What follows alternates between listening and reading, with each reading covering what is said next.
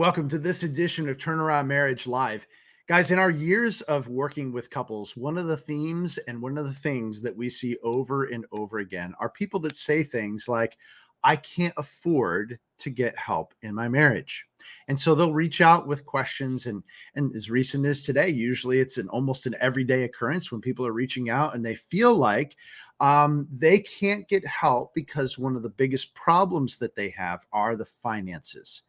And I think that's usually par for the course. In fact, I think that's more often than not the case where you have two people that are struggling in their marriage and their finances are out of whack. In fact, I want to explain to you for just a few moments why that should be expected, and more importantly, what it's costing you not to get things fixed within your marriage. Because here's the thing. If you are in a struggling marriage and you are not able to see eye to eye on things, you're lacking in teamwork. In fact, the finances, again, they feel like they are the problem. They are really the symptom of the underlying problem. And one of the main problems is that we don't have that teamwork. Just like you had two people playing basketball, one shooting on that end and one shooting on the other. It doesn't work very well. And so what happens a lot of times is where couples are struggling in their marriage, it's like having two CEOs and one's like, oh, I'm going to spend money here and I'm spending there. Like you're not even aiming at a goal. You're not even thinking about retirement. You're barely thinking about going in the same direction about parenting and other things most likely. And so of course, you're not able to go in the same direction about your finances too. And so what is lacking, what the underlying problem is a lack of teamwork. The teamwork is one of the main problems. And when you don't have that teamwork and your finances go in every direction, then of course you're going to have financial problems. The next reason why that we see that is that people that are good, well-meaning Christians, they're coping. There's two sinners that have come together in the context of marriage. And when you're coping, when marriage isn't what it should be, then you have two people that are in survival mode. And often will spend money on things that are just going to get them through, especially if you have one that tends to be a spender, or maybe both of you, and you think that if I just buy this thing, or if I just, invest over here and get this thing, that it's going to be enough to really make me feel better, or going to make us feel better. Or one that we see often, like, oh, we just need to take our family on a magical trip to Disneyland, and that's going to fix all of our problems. And really, rarely does that work. But if you have two people that are coping and sometimes bringing in actually bad habits, there can be good habits too that may not be the wisest time to be spending the money there. But if you're spending money on, things that are detrimental or negative or hurtful, it's like you have two people that are coping. There's money going out both ends. There's money flying out the window. So of course, there's going to be financial pressure and struggle that wouldn't necessarily normally be there. Thirdly, we see is there a priority problem.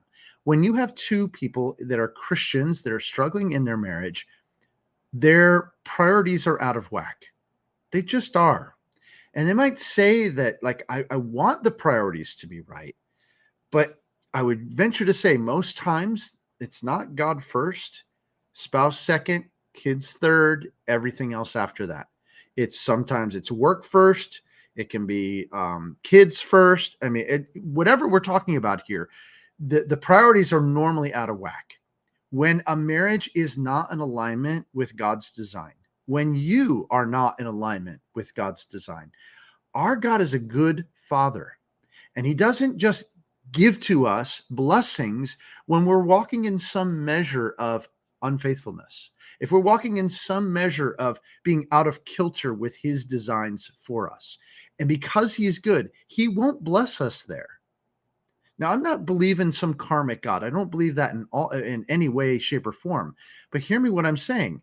He wants to bless his kids, but he won't bless them when we're walking in disobedience.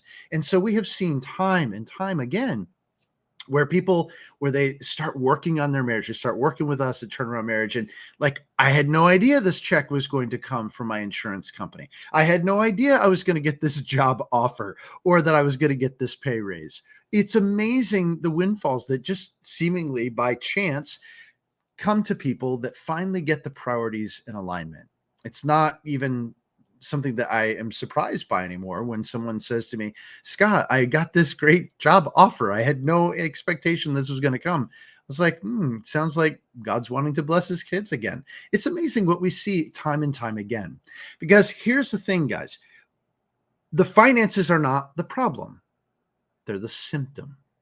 And when you get things in alignment with God's plan, his design, and get the priorities in place, get that teamwork going, get to a place where we're not coping, we're actually going in the same direction about where we're spending our money. And maybe we're deciding together things are going to be good for the two of you, like investing in your marriage, or something that's going to be good for the family, the kids, and so forth. When you get these things in alignment, it's amazing what happens about a couple's finances. Because here's the thing I want you to think about.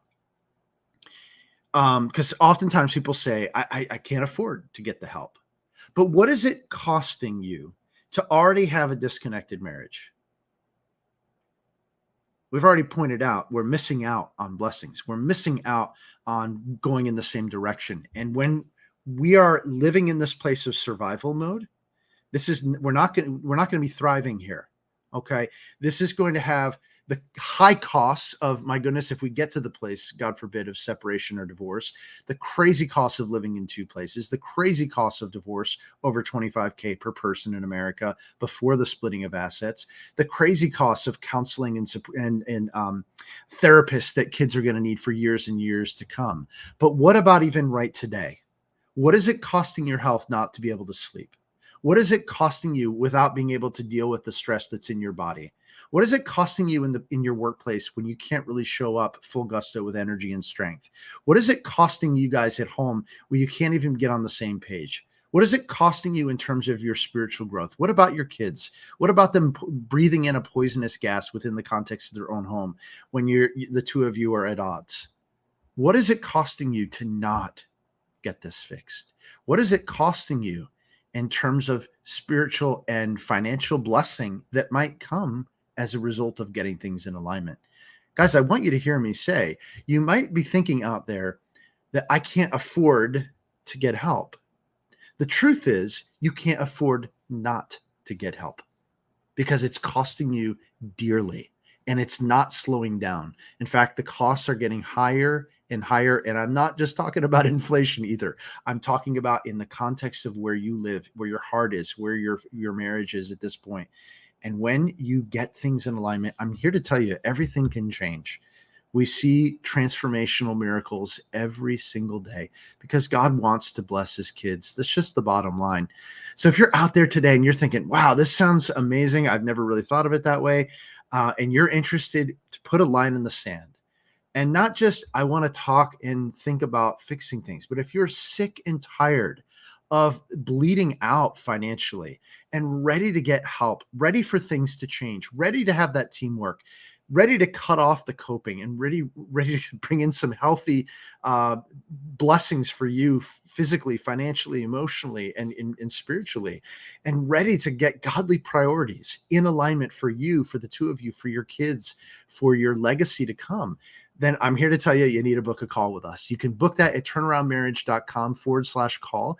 And on that free call, we're going to talk about what it's costing you right now. We're talking about where your marriage is not working, but we're not going to just stay there. We're going to talk about also what you want things to be and a real strategy to get there, and what that would look like in making that investment in yourself and or your marriage to get the healing that you actually need, to invest in yourself so that we can not only cut off the bleeding, but fill our hearts, our homes, and even our banks with the blessings that God has in store for his people. If that's you, go ahead and book that call at turnaroundmarriage.com/call. And I hope that we speak soon. Until next time, we'll talk.